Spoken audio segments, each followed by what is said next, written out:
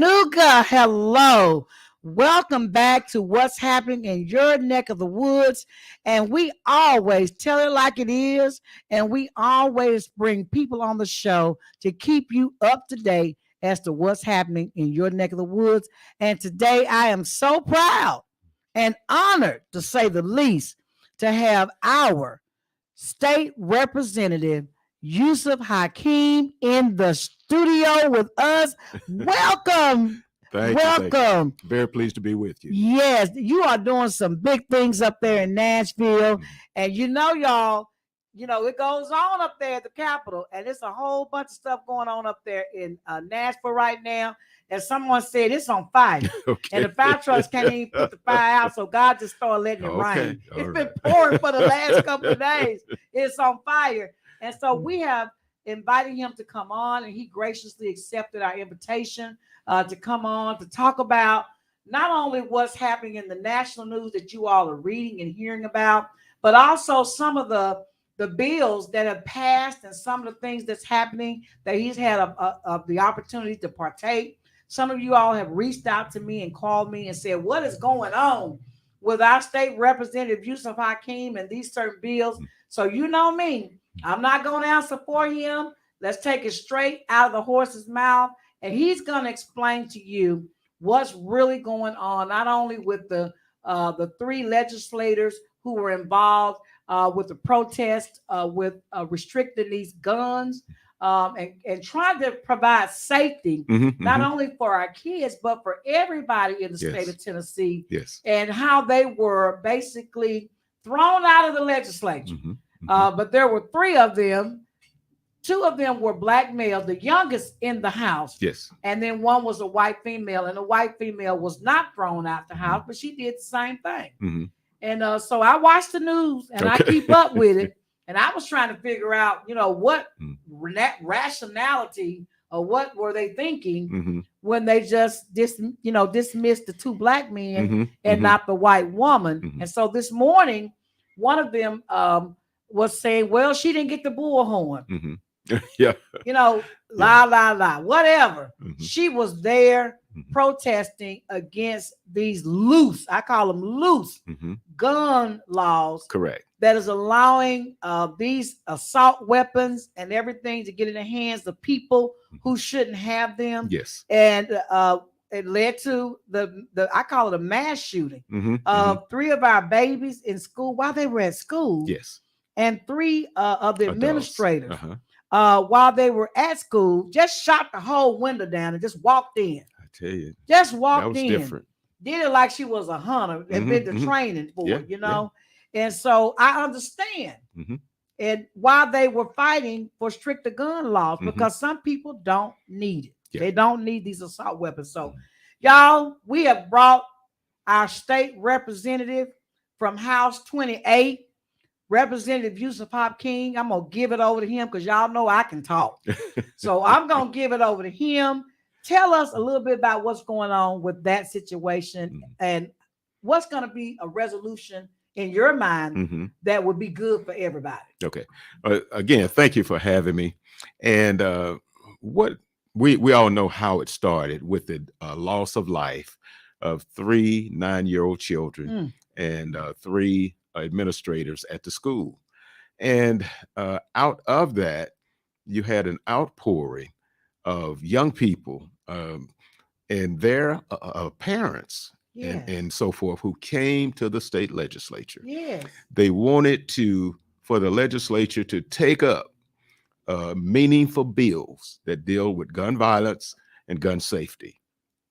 And I believe there was a bit of frustration that set in on the part of those thousands who were at the state capitol. I saw the pictures. And in particular, our young colleagues. Now, our young colleagues, these were their constituents.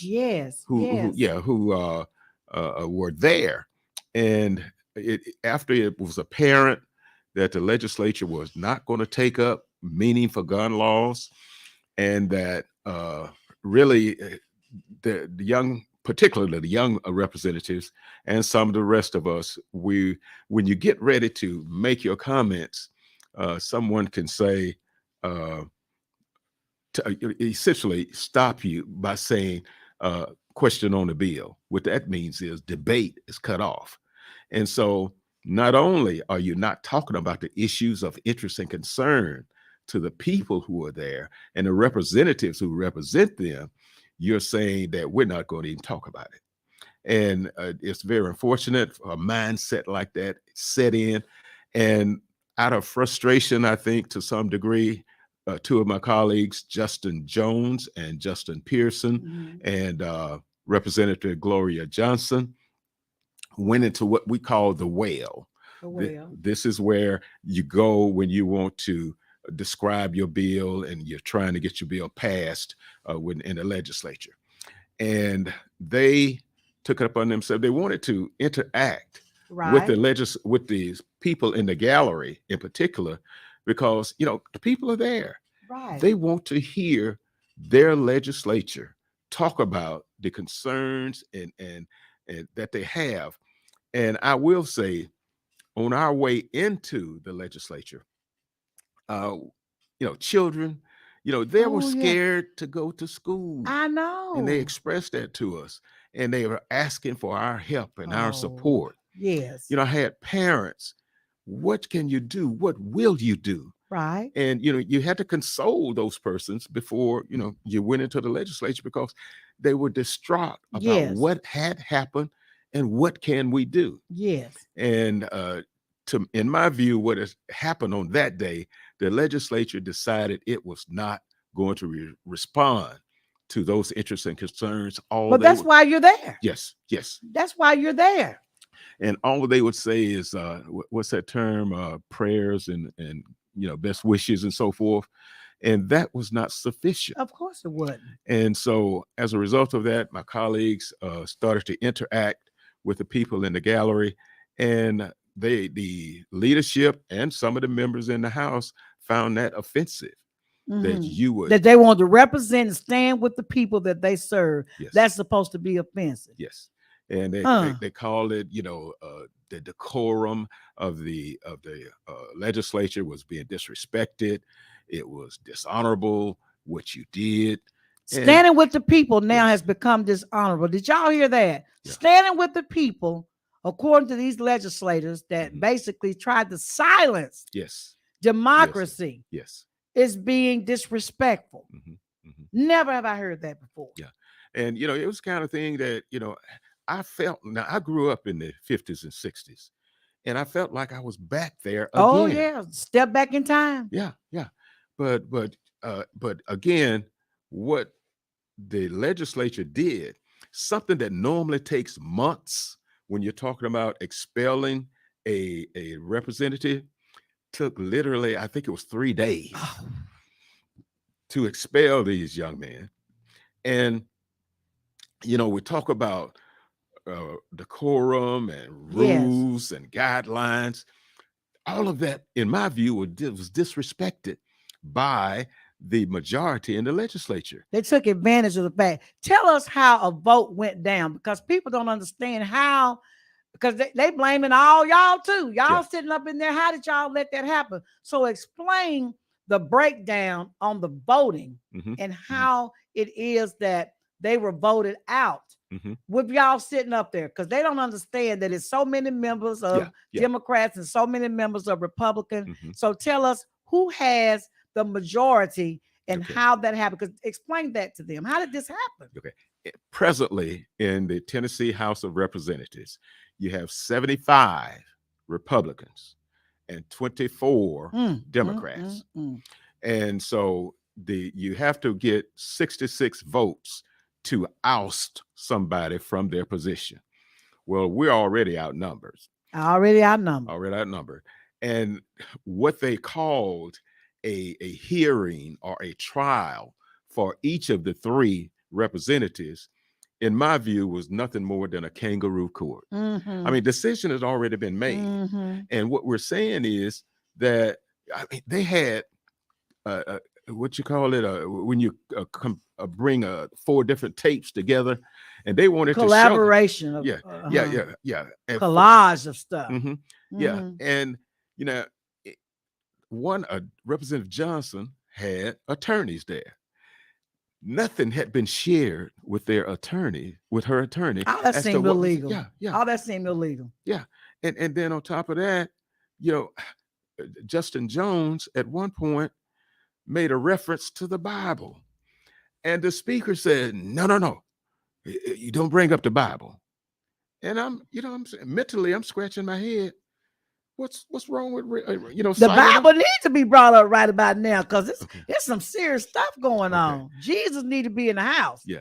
But see what they're forgetting that last year, over the objection of a number of us, they made the Bible the state book. They made it the state book. Okay. But now you don't want to be cited. Don't bring in the state book. Don't bring in the Bible. Leave Jesus outside with all those folks that's protesting. Don't bring Jesus in here. Yeah. You know, we got Lucifer in here. Don't bring him in here. They can't coexist in the same place. That just blows my mind. Yeah. So you needed 66 votes. Now I'm curious. There were 24 Democrats, 76, you said Republicans? Yes. How many Republicans voted to oust those young men? All of them.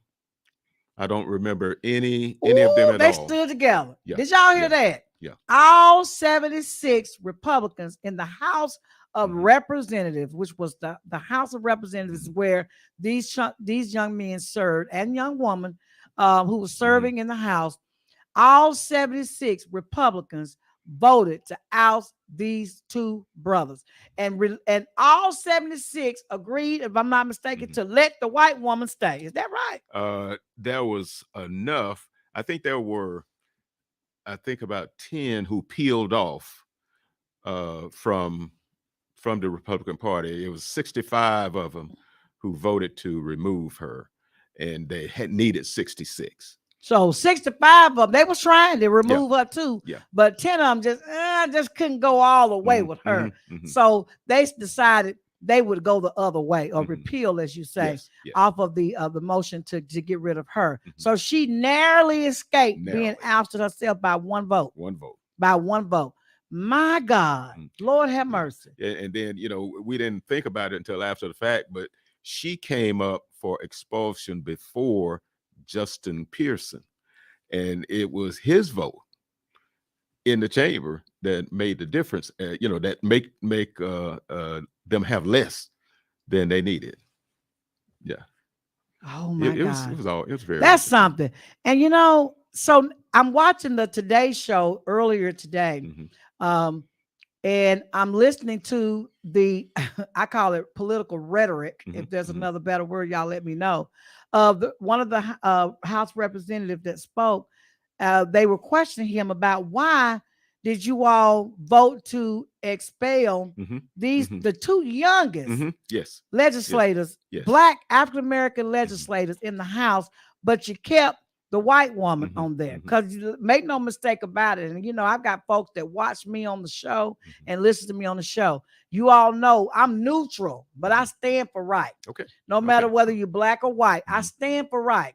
And the answer that he gave was, well, she didn't go quite as bad as they did. Yeah. And they said, well, can you explain what not quite as bad is? Well, she didn't get on a bullhorn. Yes, that's what they said. And so, but earlier we were having a discussion before we came on the air. You were talking about the fact that it was her, or someone was talking to me about it was her that went to their office and talked about it first, or that they went to her office and talked about it first. So she was with the three. They all were together. And if the purpose was you all disrespected the decor, she was right there with them. Yes, correct. Right in the middle of all of that. Correct.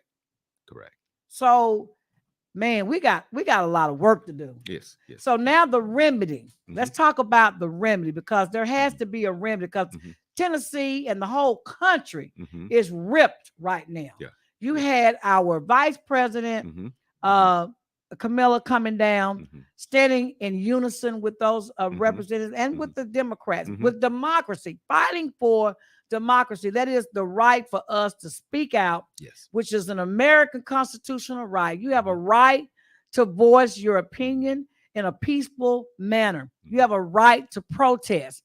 speaking in solidarity and standing in solidarity with the two. It's amazing that both their names Justin. You know, both of them named Justin. Speaking in solidarity with the Democratic Party and with those mothers, yes, and those children, and all of the people in this country that want some stricter rules applied to who can get guns and the type of guns correct. We can get, so that we can bring the violence down. And so you had her, you had President Biden, also speaking Obama. and tweeting at President Obama. And I thought Jimmy Carter was out of the picture, but Jimmy Carter woke up, you all, and he said, "What?" He raised up and he said, I'm still alive, and I'm telling y'all now, this ain't right." So you had presidents. So the thing about it is, sometimes what people mean for evil, and for bad, God make good. So when they ousted them, not only did it raise those young brothers up to a level of national attention to the problem that we have, which is we have a huge problem, with racial tension in this country. A huge problem with it, and racial discrimination, inequities, injustice in our communities all across this country. And it brought that ugly head, and it popped it. It popped it. And so there has to be a remedy. And so one of the remedies, we were talking earlier, tell us about what happens now. Now that they've been ousted or expelled, what happens now? The county commissions there in Nashville for Justin Jones, and the county commission in Shelby County for Justin Pearson, they will make a temporary replacement. Now, they have the power to just reinstall them temporarily, but there will be a election in probably 2 or 3 months to fill those positions. You can't have two districts like that are not being represented. So, the effort is to move that forward. Now, in a conference call that not only myself, but other legislators had with members of the Congressional Black Caucus, in particular, Congressman Clyburn from South Carolina, he brought up the fact that even though, they could be reappointed, they win the election, that in some states you can still not be seated because the majority says that you can't be seated. So, that's not going to stop anything. The effort is to get these young men install, and then see, it's like Republicans are digging a hole and they keep digging it deeper. And so what we're saying is, if they do not reinstate these young men, you've built another problem for yourself. And not only that, as we was talking earlier before we went on the air, it sets precedents for what can happen in the other states in the United States of America when there's a majority, and it could be a majority Democrats now. It don't have to be a majority Republican, but it also sets precedent, as I was saying earlier, as to the power that one party has over the other. And that's why it was so important. We were trying to fill those seats in the United States House of Representatives. We were trying so hard to make sure that there was more power in the House with more Democrats seated than Republicans seated. It's very important that we vote. Not just because it's important that you do your civil duties to vote, but you also, I call it, make sure that the balance is right, so that when these issues come up, you'll have the power with your party to make a decision that's going to be in the best interest of your party. So in this case, the House of Representatives in the state of Tennessee is overpowered by 75. Did I say 75? 75 to 24. 75 Republicans to 24 Democrats. So the Democrats, if you want to look at it, they could just stay home. The Republicans just vote the way they want to vote. It's going to happen. They stick together, and they stick together, I think, on most issues. But this is one of those issues where they stuck together and they put those brothers out. And it goes to show that we have a Mhm, a mhm, lot of work to do, mhm.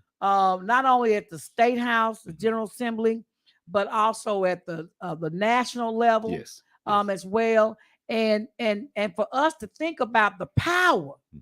the power that we put in the hands of someone like State Representative Yusef Hakeem when we vote for him and he goes to the House of Representatives to represent our districts and the way that it's structured up Mhm, there. mhm. You almost have to really reach across the aisle, which is I'm going Yes, to the yes. next segment. Mhm, You almost have to reach across the aisle and make friends, have mhm, some buddies, mhm. have some favors To get that anything to done. get anything done Mhm, for his district mhm, because he's outnumbered mhm. with the Republicans. And so that's why I've got many, many calls all this week. My phone was blowing up. Dr. Woods, what's going on with y'all state representative down there in Chattanooga? We got two bills. One he co-sponsored. Did he lose his mind? What's happening? On one of the bills, he stood in solidarity with the Republicans. It was on one other black person that was a Democrat that stood with you. And one of the issues is the one involving abortion rights. Mhm, Now, let me just say this first, that the federal government has basically banned abortions mhm. across the United States, but have left it in the hands of the states Okay. to decide whether or not their state will participate in abandoning or abolishing abortions in their particular state. Mhm, And in the state of Tennessee, Governor Lee signed the bill mhm. that basically took away our rights to have abortion. So Correct. we have no rights, women. You have no control over your body in the state of Tennessee to have an abortion under no circumstances, Mhm. none. Right? Don't matter. That's right. You got to have that baby. And so then this piece of legislation came across where our representative was trying so hard to ease in some kind of way Mhm, that mhm. women would have still some control over their body. And it was House Bill 10. House 10. Bill number 10. Mhm. And House Bill number 10 basically states, if I'm gonna kind of paraphrase it, it's up on the screen, but give me that's an adoption. Bring me House Bill number 10 up. That's House Bill 51. We ain't got to that one yet. House Bill number 10. It deals with the requirements and restrictions for abortions. And in this bill, basically, it says if a woman is raped, this is the Mhm, one mhm, mhm. you Yes, sponsored. yes. If a woman is raped, that's one reason why we could make an exception to the rule, Mhm. and she can go and have an abortion. Yes.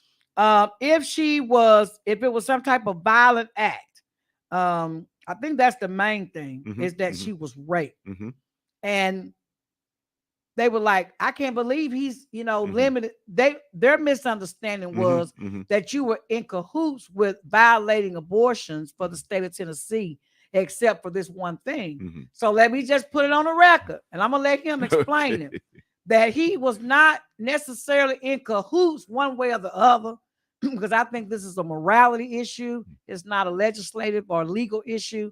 This is something that has to do with morality. And I've always said you can't legislate morality.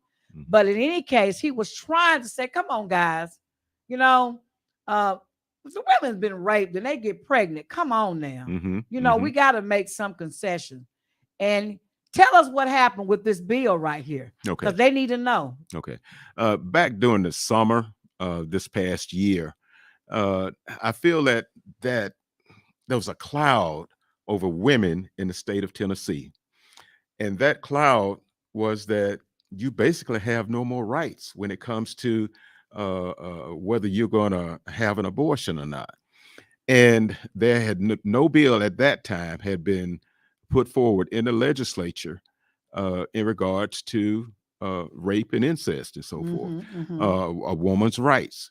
So one of the things I was in a meeting with doctors and legislators here in Chattanooga, Okay. and I told the doctors in particular that, I'm going to put forth this bill. Now, it may not pass, but it may start that discussion. Right.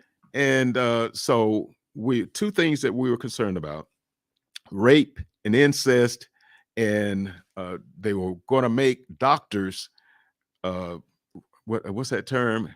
Where you're innocent until you're proven guilty. Well, with the way the Republicans had the law, you were guilty until proven innocent. So we were trying to let people know that, yes, we hear you. We're trying to put something forward that hopefully will make a difference for doctors as well as women. And so we did put the bill forward. And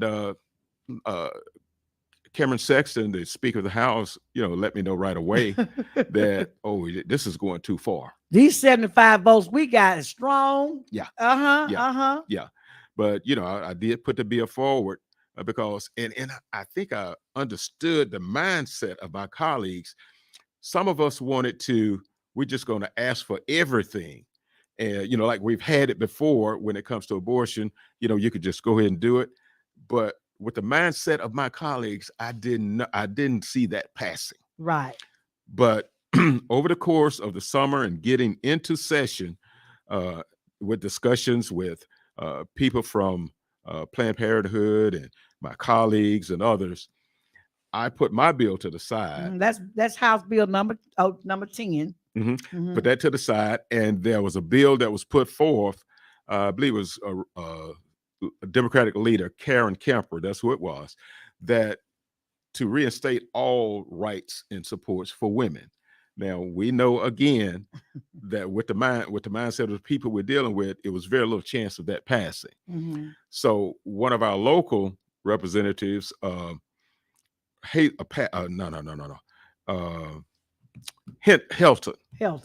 she put forward a bill that was more limited than the bill that I put forward.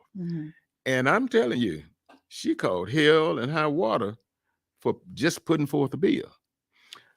There were lobbyists who came forward and say, not just her, but anybody who voted for it, Republicans, you're not going to get our support.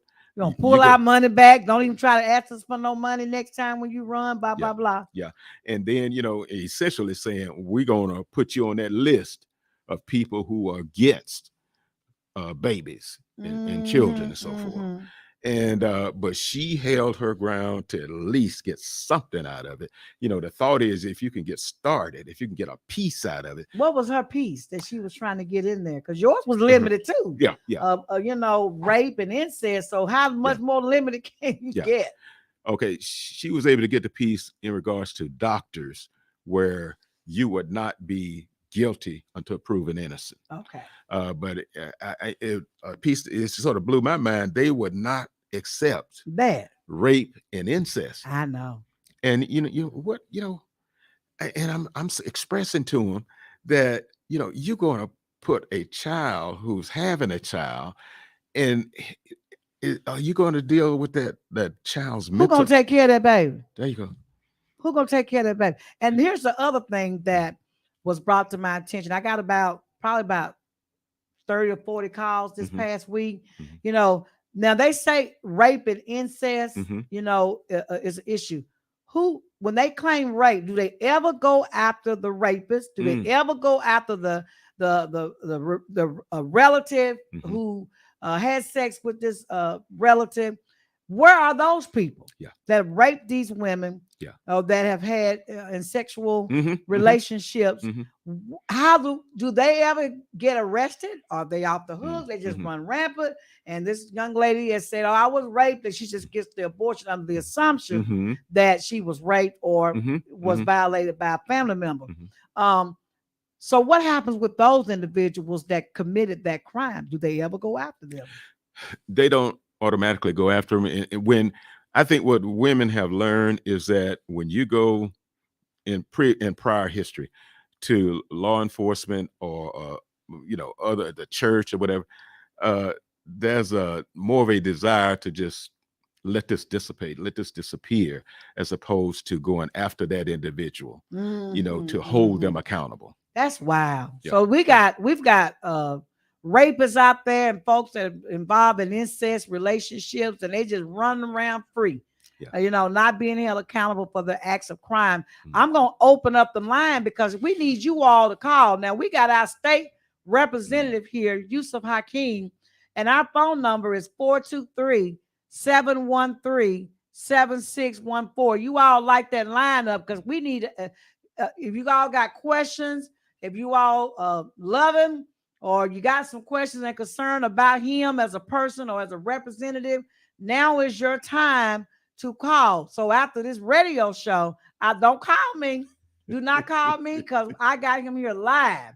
If you all want to ask him something, this is the time to ask him. Don't call me after the show is over because I'm not taking your calls. Okay. So the number again is 423-713-7614. You all like that lineup. We've got state representative from District 28, Yusef Hakeem, in the house today. And he tell it all. He tell it all. He's taking the blankets off. He's taking the hats off, the mask off, and he's just getting down with us. That's how we do it here at WPTP 100.1 FM radio. And you all know we're on Instagram, Twitter, YouTube channel, and Facebook, so that no matter where you are in the world, you can listen to us. And we also have online radio station as well as our dial in our local reach in our local area. So there's another. Woo, you just in all kind of trouble. House Bill number 551 that deals with these adoptions. Mm-hmm. Now, this particular person that called was very upset. Mm-hmm. And very upset because it didn't mention anything about relatives' care. Mm-hmm. You know, them having some kind of rights to adopt their kids and take care of their family members.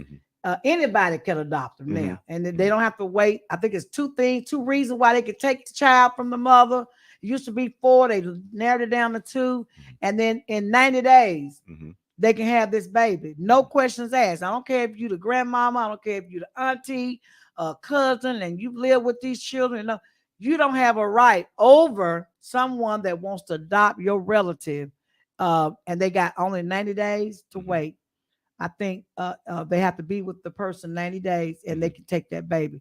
So I don't know if that's all in here, but I think they didn't mention the caregivers, the relative caregiver program that used to be a part of it, or some kind of way it was a part of it. Can you explain what House Bill 551 means and what that means to Black children? Because we have a lot of Black children that are being lost to their parent, taken away from their moms for whatever reason, and they're being placed in these adoption agencies and being adopted out. And now this bill may have a profound effect on family members who want to get those kids, and take care of them. So talk to us about House Bill 551 and what it means. Okay, firstly, let me say, in a typical general session in the legislature, we're going to have 1,500 to 2,000 bills. And this particular bill, now I know voted with Representative Littleton on some bills. I can't say that I voted for, what I don't know is if it was just my name was at the top or if I actually voted on the bill. What I'm getting there is that I'm not only myself, but Representative Johnny Shaw from Haywood County. We walked into the chamber and our names on some bill that we ain't signed. You ain't signed? Oh, Lord. That's awful. So we go up to the front and, have our name taken off, but I can't say that it's been taken off that which the public sees. Well, this is online. Okay. This was pulled straight off of the internet. Now, was it a vote by me, or was it my name was listed at the top? Your name was listed as being one of the supporters of this bill. Okay. Now, like I said, and I think this one's before, maybe it was a vote. It had its third reading, and this may actually be on the table or the desk of the governor now for him to sign into law. Okay. Well, let me deal with the substance of the bill. And I think what I'm hearing is that family members are not being afforded the opportunity to have that child, that family member brought more, we'll say, back into the family. But kept in the family. Kept in the family. Okay. Now, that I was not aware of until we brought it up to me today. But that's the kind of thing that hopefully someone would notice and let us know Yeah, that's what. why we on here, because Mhm, we don't. This right here is something else, mhm, because this, and I hate to say it, but mhm, it's been a known fact that mhm, our black babies mhm, are basically being sold on the market, mhm, and they get a lot of money for these, but mhm, especially if they're born to a mother who may mhm. be drug addicted, and Yeah, the yeah. baby has, some form of drugs in their Mhm, system. mhm, Now these babies are now classified differently, mhm. and the state pays more money for these babies Yes. that are born to mothers of Mhm, that particular situation, mhm, and so they're being, I wouldn't say sold, mhm, but in mhm, a way it is, mhm, because these families are getting these our babies, mhm, mhm, and they're getting money for them. mhm. And the next thing you know, they got about 10 of them in their house Okay. sometimes. Okay. And then they are using them for Mhm, various projects of things they're doing. And mhm, so we wanna open up the Pandora mhm, box mhm, and say, hey, how many of these children are being affected from the black community mhm, versus the white community? mhm, And how many instances have our children being used mhm, as a way to receive money from the mhm, federal mhm. government? Yeah. How much money is being paid Mhm, to people who get these children, mhm, foster parents or whatever, mhm, or adopted parents that were taken from the natural mhm, parent? mhm. And how many families were trying to keep their family members in their family before they were actually Yeah. Yeah. sold away or given away to a family that's not a person that's not a family member? Yeah.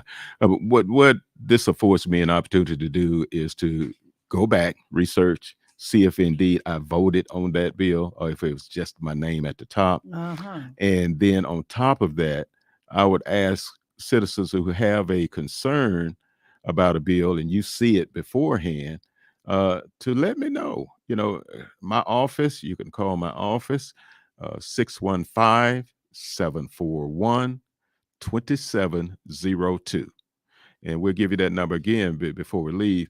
But what I'm getting at, even here in Chattanooga, I voted on a bill dealing with LGBTQ Mm-hmm. community, Mm-hmm. and a young man had a concern about that, and he asked me, "Why didn't you call me?" And I'm saying to myself, I got 78,000 constituents. Constituents. I'm getting calls from all over the state and every now and then from across the nation, and I didn't call you. Just one person. Yeah. I got some folks that have hit me up, and here is a question Hmm. regarding House Bill 551, which is the largest of all adoption changing bills. Hmm. They say, this person says, it cuts all time. This is from Nashville, Tennessee. Hmm. It cuts all time in half for processing time. Speed works against families when trying to reunify. Removes parental rights on just two allegations, any two, and subjected to anyone's verbal allegations. No limit to just Tennessee residents. Adoption of black babies to anyone in the world just by filing a petition that becomes valid and completed in 90 days. That's 3 months. Said Mr. Hakeem, Representative Hakeem, what do you understand the current role of relative caregiver program will be after this session? Program is not written. The program is not written into any current bills, only kinship care, which is drastically different. Hmm. Good question. Okay, I would say that let me do some research, and I will get back with our good doctor here and give you a response. And what it may be is that we'd have to come back in our next session and put forth a bill that would implement more so family involvement in that process. So, This is due to be signed, I think, by mhm, the governor. mhm, So is it too late to make amendments to this bill? You're going to go back and look at the bill a little closer. uh-huh, So after he signs it into law, uh-huh. can it be amended in any kind of way?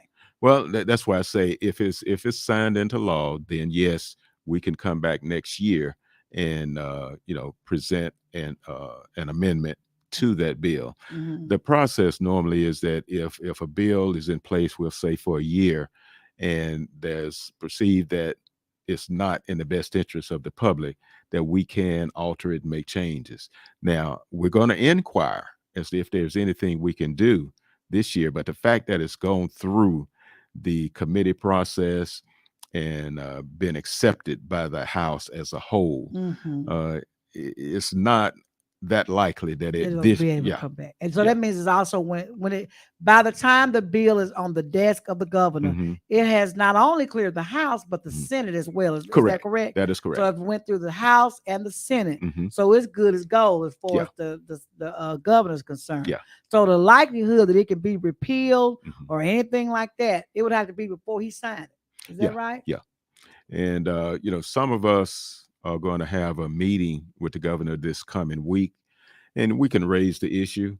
Again, he's going to probably say or feel that we're hitting him at the last minute. Right. And everybody's already signed off on it. What do you want me to do about it? I got to sign it because, got 75 of my colleagues in the House already. And, he's a Republican too. Lord bless him too. But I'm saying they stick together. And also, you know how people do backroom deals. Yes. We're going to send this bill to you and we need your help. He going to sign it. Okay. He got his support. Yes. It's only 24 Democrats. That's why when we go to the poll, y'all, it's important that you all let your voice be heard and get out and vote. I think there was a race here. I'm not going to even call the race because I don't want to call no names out. But a person lost a race here in Hamilton County by only 30 votes. 30 votes. If 31 people had went to the poll and voted for the opponent, the opponent would have won. So that means every vote, and it counts heavily on the local level. And when you're talking about our state representative, all of us. Now, your district is District 28, one of the largest districts in Hamilton County. 78,000 people you serve. That's a lot of people and a lot of communities. You all talk to your representative, set up a meeting in your communities, your neighborhoods, and invite him to come out to your neighborhood association meetings to update you on what's happening in Nashville. Because like he said, he makes law. He signs into law things that we come back and we say, why did he do that? But individual things that you all ask for, he can't do that necessarily. He makes law, right? Sign legislation. What else do you do besides sign bills into law? What else? Of course, we deal with the budget and we set policy. And, as far as, dealing with laws, if I use that term, we get bills into the hopper we say in October. That means that. What's the hopper? Okay, this is where you have bills, you take them to the attorneys within the system, they vet the bill, and then you can put the bill, what we call, on notice to be considered. And so as a result of that, people know that you have a bill that's coming forward that's dealing with gun violence or something of this nature, and they'll have an opportunity to review it. You'll have an opportunity to talk with them. It's very important to talk with legislators about your bill because they feel like they're being hit blindside. Right. I'm going to ask you that because you mentioned with this House Bill number 10, you withdrew it. And it was because you had been told it ain't going to pass. Yes. So how bad is it when a legislator brings a bill before the House of Representatives for them to say it ain't gonna pass and you put it out on the floor? What kind of repercussions or what kind of slap in the face does that give a legislator that has a House bill presented and it gets voted down? Yeah. Well, what happens, and it came close to happening this past week. You have an individual, a representative, who's taken his bill through subcommittee. He's gone through the regular committee. He's gone through what they call calendar and rules, where they put it on notice to go before the whole body of the legislature. And he gets to the body of the legislature, and someone, quote, has a problem with his bill. And you are basically, without being said, you're given the alternative to either send it back to committee and make Oh, some changes, Lord. or you can go ahead and put it up. You have a feel in the room as to where your bill is going to go. And if you feel, some people will go ahead and put that bill on up to be voted on because they want to prove a point that this is good legislation, and you're not voting for it because either you didn't carry it or you don't feel it benefits people around you in your district. Yes. Okay. Oh, wow. But this is a complicated situation. It You is. know, you think about it, they go up there, you think they're having a good time, man. They got subcommittee, committee after committee after committee. Then all of a sudden they got to go before the big boys. Yeah. And then the big boys shoot it down. Yeah. Or it gets past the big boys on the House of Representatives, and then it goes to the Senate. Yep. So you got all these hurdles that you have to get this one little bill through. Yes. And it dies. It dies somewhere in the process. Yes. Which makes your job extremely complicated, and your work is hard. Yeah. Because you gotta go across the aisle, shake hands with folks you know may not be no good. Because you know that you're representing your people, and you need their vote. So just because you see Representative Yusef Hakeem shaking hands with some Republicans, and they may be his friends. I got Republican friends too. Doesn't necessarily mean he agreed with everything that they put before you. Okay. And just because you see some Republicans shaking hands with some Democrats and maybe having breakfast with them, I don't know, doesn't mean that they necessarily agree with everything that they put forth. But they're friends, and they're working in the best interest of the people that they represent, which means sometimes they have to hold up the bloodstained banner for the people that they serve, because those are the people you put him here. Yes. So it is in his best interest, if he wants to go back, to make sure that your voice is heard through the bills that he put forth. And you see now that the Democrats, and he is a Democrat, that the Democrats are outnumbered almost 3-1. So if he wants to get a bill forward, you might see his name on some Republican bills, you know, and that doesn't mean that he necessarily likes the bill, but there may be a deal. You sign off on this, we'll sign off on that. Okay. And whatever he may be signing off on may not hurt you at all. You see, so sometimes reaching across the aisle means shaking the hand of your opponent and working together for the good of all people. Yes, ma'am. And that's what you see at the House of Representatives. But what happened here just this last week, I think that was an abuse of power. I do. It was abuse of power because I've never seen it before. And it says president across this country that if you have more votes than one party, you can do something I would call borderline unethical. Okay. If not unethical, to get your way to prove a point and hurt the people that these men serve. Yes. Shelby County, and then, of course, Nashville. The very city where those 3 little innocent babies were gunned down, and those 3 administrators that were gunned down, the very city this man represents, he was standing up for those babies. That's right. He was standing up for those administrators. He was standing up for the other children and the families that all of these babies and the administrators' lives touched everybody. They were standing up for them, because I believe that the parents of those babies that were murdered, gunned down, would want him to fight for more stricter gun laws. And they would want them to fight for the type of guns that get in the hands of people. You know, and so when you go against that, just remember this. There are people that stood with those 3 people, even though one didn't get expelled. But there are people all over this country. Former President Carter, former President Barack Obama, current President Biden, our vice president, who took a detour off of where she was headed. She was in Dalton. That's where my practice is. Took a detour and came to Nashville. Wasn't even part of her trip, Okay.